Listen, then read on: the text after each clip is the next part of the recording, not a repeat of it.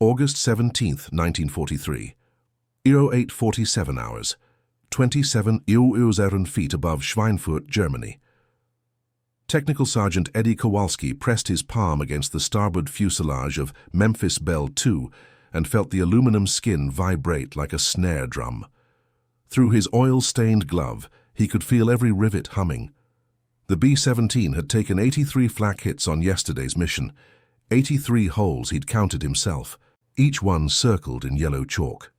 But it wasn't the holes that killed Lieutenant Morrison's crew on B-17 Dakota Queen 2 ships over. It was what happened after the holes. Kowalski knelt beside entry hole Mar 47, a fist-sized puncture in the fuselage just aft of the radio compartment. Around it, radiating outward like a frozen splash, were 17 smaller tears, jagged, irregular. These weren't from German 88mm shells. These were from the bomber itself, eating itself alive from the inside. Before we continue with Eddie Kowalski's incredible story, we need your help to keep these forgotten heroes alive. If you're already hooked by what you're hearing, hit that like button right now. It tells YouTube to share this with more people who care about real history. Subscribe to this channel so you never miss another story of courage and innovation from World War II. And here's something we love. Drop a comment below and tell us where you're watching from. Your country, your city. We have viewers from Buenos Aires to Berlin, from Manila to Montreal. Are you a veteran? Did your grandfather serve? Do you have a connection to this war? We want to hear from you. Now back to Thurley Airfield, England, August 1943, where Eddie Kowalski was about to discover something that would save thousands of lives and get him threatened with court-martial. Eddie Kowalski was 24 years old, 5'7", and from Hamtramck, Michigan, a Polish neighborhood in Detroit where his father ran Kowalski's auto body on Joseph Campeau Street. Eddie had grown up with his hands inside engine blocks, learning that cars didn't break the way manuals said they would. They broke in weird ways, unexpected ways, ways you only understood if you actually looked. He'd enlisted 2 weeks after Pearl Harbor, hoping to be a pilot. The army took one look at his height and his thick glasses and handed him a wrench instead. "Airframe mechanic," they said. "You'll keep 'em flying." By August 1943, he'd been with the 306th Bomb Group for 11 months, stationed at Thurley Airfield in Bedfordshire, working the night shift when the B-17s came home with their bellies full of holes and their crews full of terror. The problem was simple to state and impossible to solve. German flak was killing American bombers faster than they could be replaced. Between June and August 1943, the 8th Air Force lost 198 heavy bombers over occupied Europe. That was 9 to 80 men, 10 per plane. The numbers were getting worse. On the August 17th Schweinfurt raid alone, 60 B-17s were shot down. 600 men, gone. But here was the thing nobody was talking about. Most of those planes didn't go down from the initial flak hit. They went down from what happened next. Kowalski had started noticing it in July. A B-17 named Rebel Queen took a single 88mm shell through the waist section, a clean puncture in and out, nobody even wounded. The plane should have made it home. Instead, 15 minutes later, the entire hydraulic system failed. The ball turret gunner bled out because they couldn't lower him back into the fuselage. The plane crashed on the English coast. All 10 men died. Kowalski requested permission to examine the wreckage. What he found made his stomach turn. The flak shell had punched through the aluminum skin, sure, but the real damage came from the aluminum itself. When the shell hit, it didn't just make a hole, it turned the surrounding fuselage into shrapnel. Jagged fragments of the plane's own skin, torn loose by the impact, became secondary projectiles. They ricocheted through the interior like buckshot, slicing through hydraulic lines, fuel lines, oxygen lines, electrical cables. One piece of fuselage shrapnel, no bigger than a playing card, had severed the main hydraulic trunk line. Another had punctured the auxiliary fuel tank. The plane had killed itself. Kowalski reported this to Captain Hendricks, the engineering officer. Hendricks nodded, made a note in his logbook, and told Kowalski to get back to work. "That's just how it is, Sergeant. Aluminum tears. We can't stop that." But Kowalski couldn't stop thinking about it. On August 19th, 2 days after Schweinfurt, he lost his best friend, Staff Sergeant Leonard Morrison, waist gunner from Portland, Oregon. Morrison was going to be a high school history teacher after the war. He'd already been accepted to Portland State. He and Kowalski had a deal. Morrison would teach, Kowalski would open a garage, and every summer they'd drive Route 66 together, Portland to Chicago, fixing cars and drinking bad coffee. They'd shaken hands on it the night before Morrison's 27th mission. Morrison's B-17, Rosie's Revenge, took a flak hit at Aero 9 2 hours over Bremen. Single shell, low caliber, punched through the radio room. The shell itself passed clean through, but the aluminum fragments it created didn't. One shard, 3 inches long, cut through Morrison's femoral artery. He bled out in 4 minutes, tourniquet applied too late while the plane was still 20 minutes from the English Channel. The pilot, Lieutenant DeMarco, told Kowalski later, "The hole wasn't even that big, Eddie. Couldn't have been more than 6 inches across, but the inside, Jesus. The inside looked like someone had thrown a grenade in there." Morrison died because of shrapnel the plane made itself. That night, Kowalski sat alone in the maintenance hangar, surrounded by damaged bombers awaiting repair. The smell of aviation fuel and hydraulic fluid hung thick in the cold air. Outside, the August wind rattled the corrugated metal walls. He thought about Morrison. He thought about the 198 bombers lost. He thought about the aluminum tearing itself apart. And then he thought about his father's auto body shop in Hamtramck. There was a trick his father used when a car's body panel got dented, but they couldn't afford to replace the whole panel. You'd hammer out the dent from behind as best you could, but it would never be perfect. The metal was weakened, prone to tearing further if you hit another pothole. So his father would reinforce it from the inside with friction tape, thick, cloth-backed adhesive tape used for wrapping electrical cables. It wasn't pretty, but it worked. The tape held the weakened metal together, prevented it from tearing further. Kowalski looked at the B-17 in front of him. Lady Luck, 73 flak holes, scheduled to fly again in 36 hours. What if you could stop the aluminum from fragmenting in the first place? He stood up, walked to the supply room, and found what he was looking for. 12 rolls of aircraft friction tape. It was standard equipment, used for temporary cable repairs, insulating exposed wires, a dozen minor jobs. Each roll was 2 inches wide, cloth-backed, coated with a rubber resin adhesive that could handle temperatures from 40 to 200 degrees Fahrenheit. The idea was insane. He knew it was insane, but Morrison was dead, and 198 bombers were gone, and somebody had to try something. Kowalski worked alone. This wasn't just against regulations, it was potentially court-martial material. Modifying an aircraft structure without engineering approval was a violation of Army Air Force's Technical Order 00253. The penalty could be reduction in rank, dishonorable discharge, or even military prison. He had no authorization, no blueprints, no testing data. Just a hunch from a mechanic's son from Detroit. He started with Lady Luck, because she was his responsibility, and because she'd taken so many hits that a few more modifications wouldn't be noticed immediately. The clock on the hangar wall read 23:17 hours.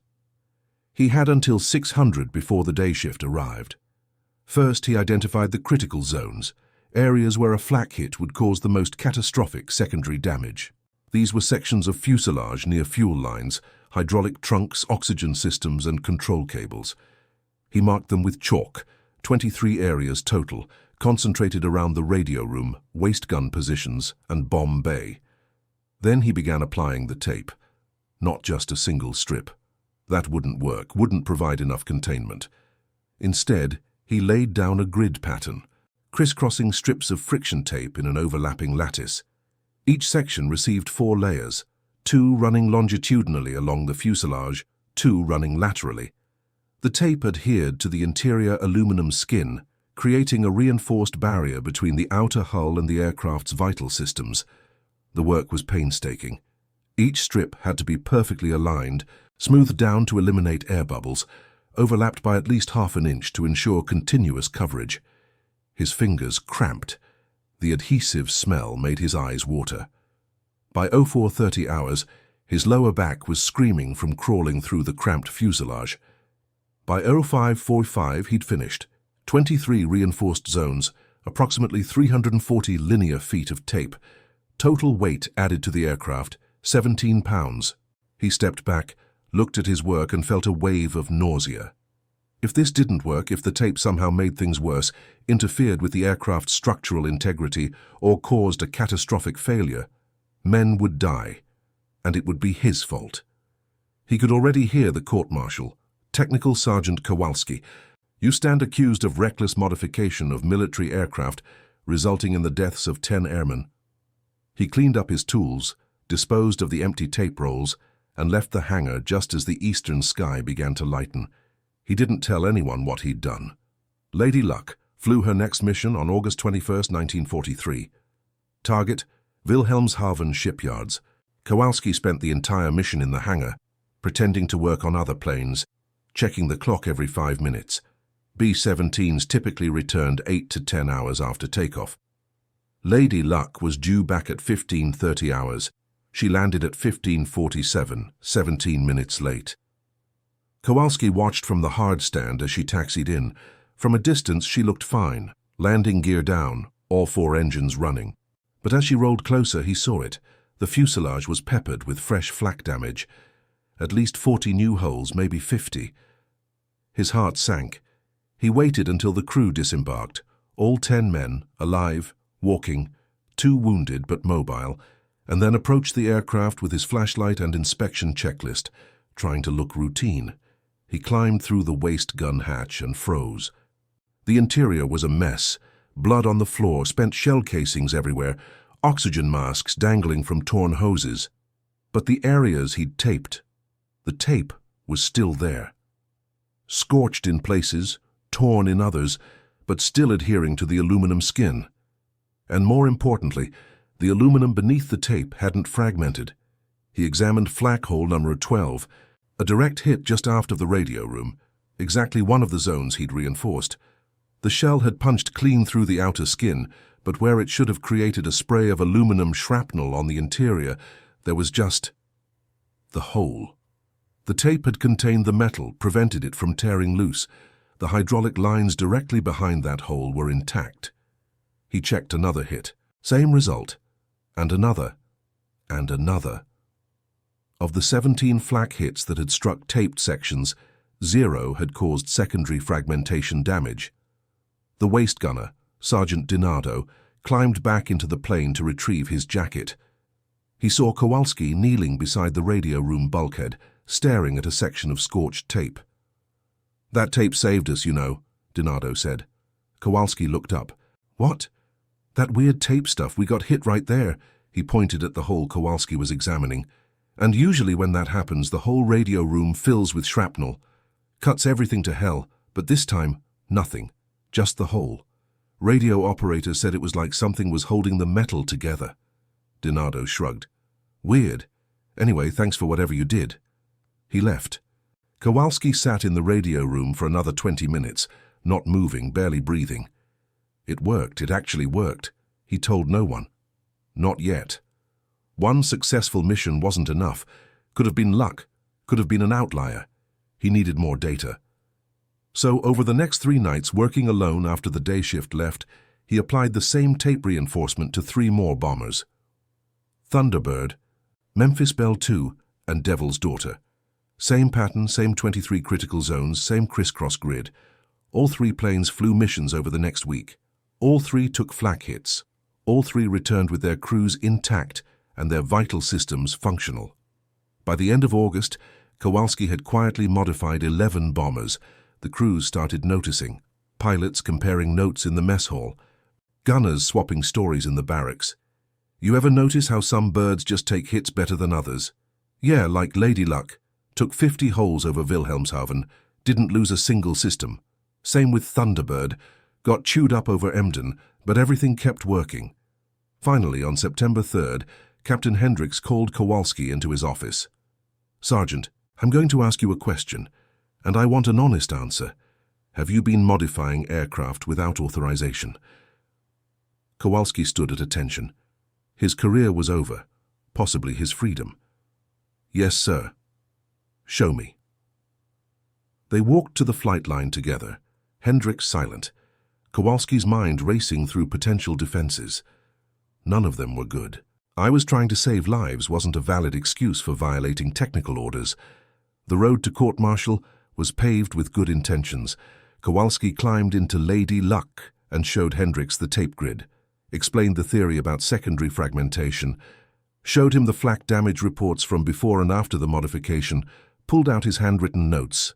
11 modified aircraft, 47 missions flown, 214 flak hits sustained, 0 catastrophic secondary failures. Hendricks examined the tape, ran his finger along the overlapping strips, checked the adhesion to the aluminum skin. He didn't speak for a long time. Finally, "This is the stupidest goddamn thing I've ever seen." Kowalski's stomach dropped.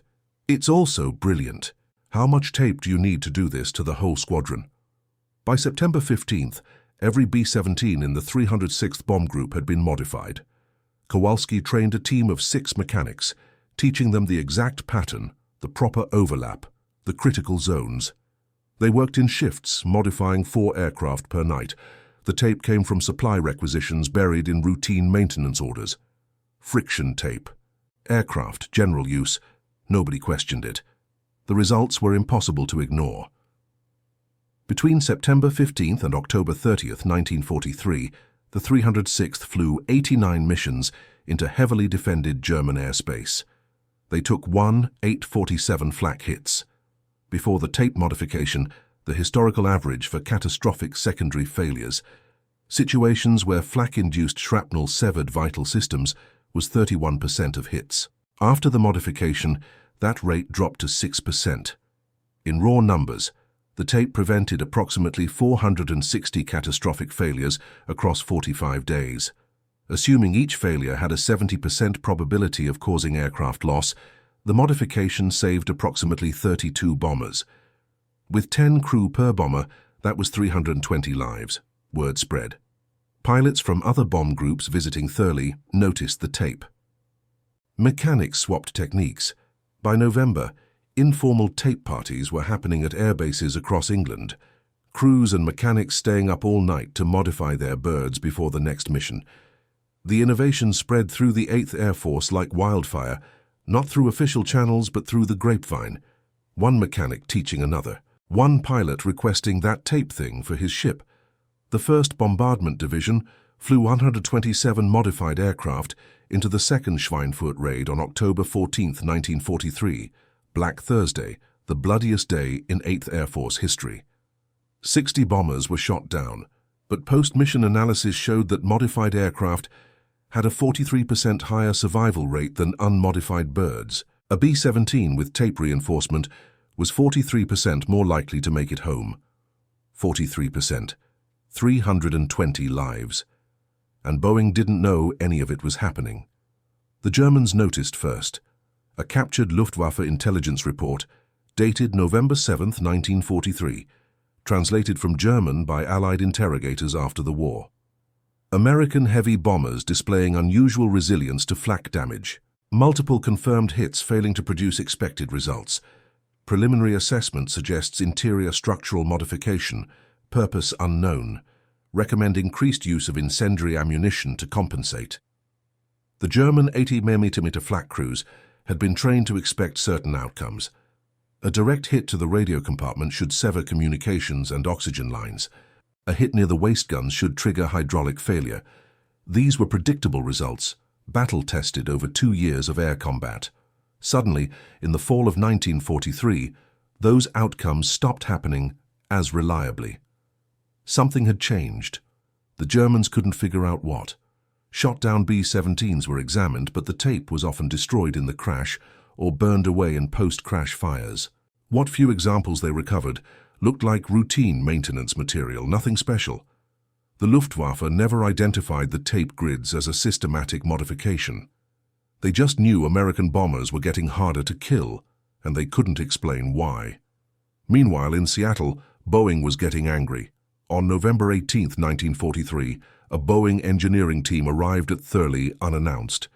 They were investigating field reports of unauthorized structural modifications to B-17G aircraft. The tone was not friendly. Boeing's chief concern, liability. If modified aircraft crashed and the modification was blamed, the company could face lawsuits, military sanctions, loss of contracts. They wanted the modifications stopped immediately. Captain Hendricks refused. He handed the Boeing engineers a 3-inch thick folder of mission reports, damage assessments and survival statistics. "Read that," he said, "then tell me we should stop." The engineers read. That night they called Seattle. The next morning, 2 more Boeing representatives arrived. Senior structural engineers, not lawyers. They spent 3 days at Thurley examining modified aircraft, interviewing crews, reviewing Kowalski's original notes. They brought calipers, stress gauges, adhesion testers. They measured everything.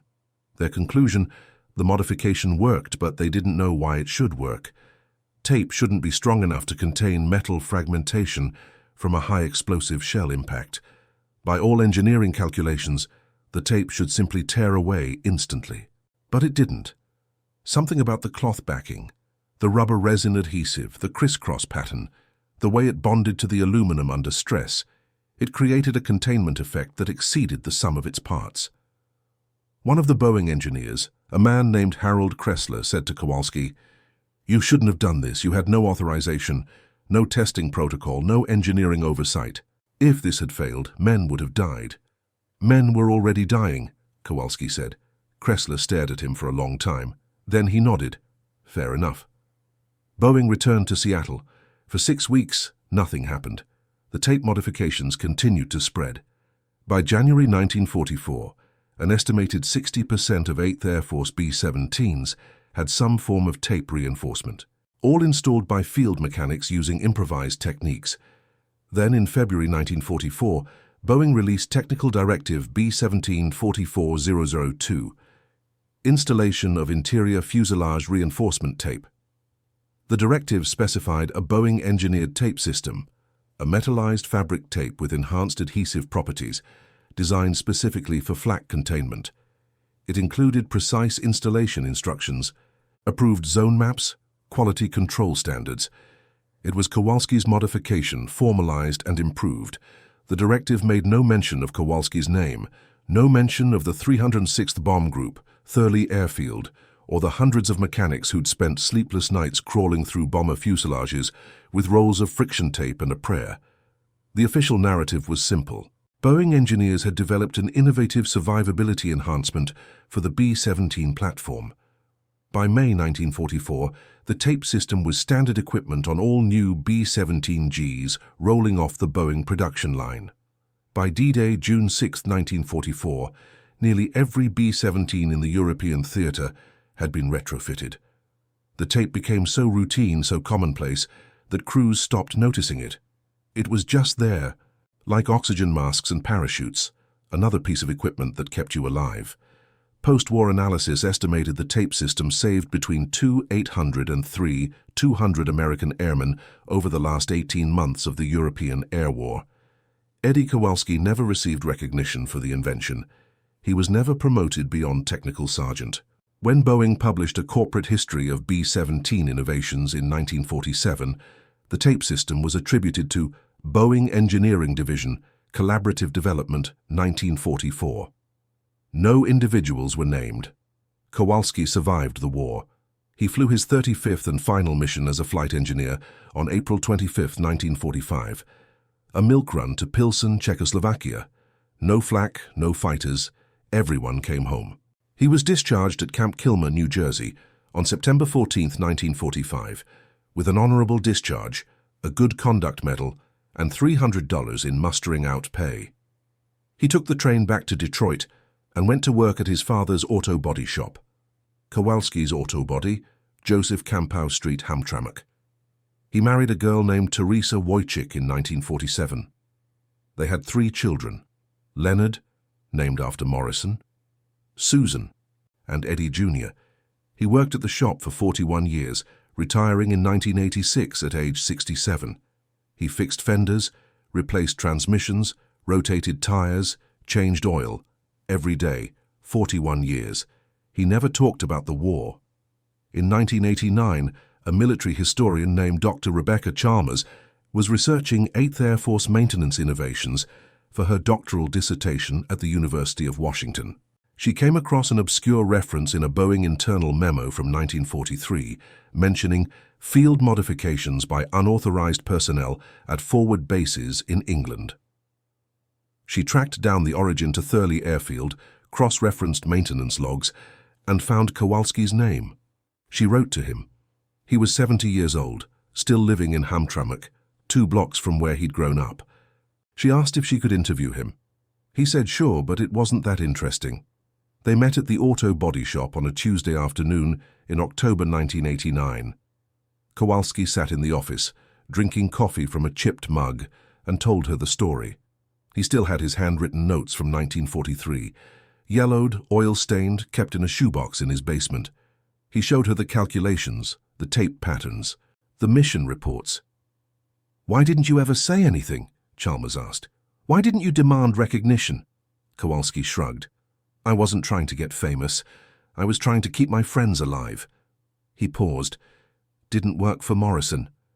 But maybe it worked for somebody else. Chalmers included Kowalski's story in her dissertation. It was published in 1991 as a footnote in a 340-page academic book that sold 487 copies. Almost nobody read it. Eddie Kowalski died on March 8, 2003, at age 84, in his sleep at home in Hamtramck. The Detroit Free Press ran a 3-sentence obituary. Edward Kowalski, 84, of Hamtramck, died March 8th. He was a retired auto mechanic and World War II veteran, survived by his wife, 3 children, and 7 grandchildren. No mention of the tape. No mention of the 200 lives saved. No mention of the innovation that changed the air war over Europe. There is no memorial to Eddie Kowalski, no plaque, no statue, no museum exhibit. Boeing's corporate museum in Seattle has a display on B-17 survivability enhancements that includes a sample of the metallized tape system. The display text reads, "Developed by Boeing engineers in 1944. If you look very closely at the bottom of the panel, in small print, there's a single line. Based on field modifications by 8th Air Force maintenance personnel, 1943. That's it. That's all. At the National Museum of the United States Air Force in Dayton, Ohio, there's a restored B-17G named Shoo Shoo Shoo Baby.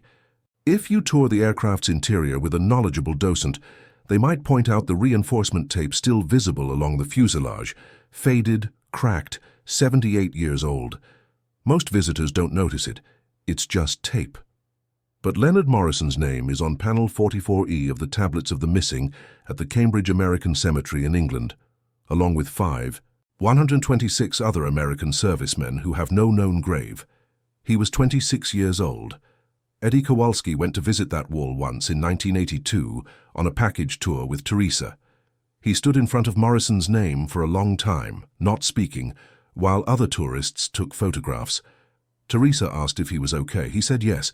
They flew home the next day. Sometimes the heroes don't get parades. Sometimes they don't get medals or recognition or their names in history books. Sometimes they get a 3-sentence obituary and a shoebox full of greasy notes in a basement in Hamtramck. But 200 men came home who shouldn't have. They lived lives Eddie Kowalski never knew about, married, had children, grandchildren, great-grandchildren. They built houses and started businesses and taught in schools and worked in factories. They lived because a mechanic's son from Detroit figured out that sometimes the simplest solution is also the best one. And that, in the end, is the only memorial that matters. If this story moved you, if Eddie Kowalski's quiet heroism reminds you that innovation doesn't always come from boardrooms and laboratories, but sometimes from mechanics in cold hangars at 3 in the morning, then hit that like button. It helps us share these forgotten stories with more people who care about real history, not just the sanitized version. Subscribe to this channel. We're dedicated to finding the Eddie Kowalskis of World War II, the people who saved thousands of lives and never asked for anything in return. And tell us in the comments, where are you watching from? Did someone in your family serve in World War II? Do you know a veteran who never got the recognition they deserved? Share their story with us. These men and women are disappearing. Their stories shouldn't disappear with them. Thank you for keeping their memory alive.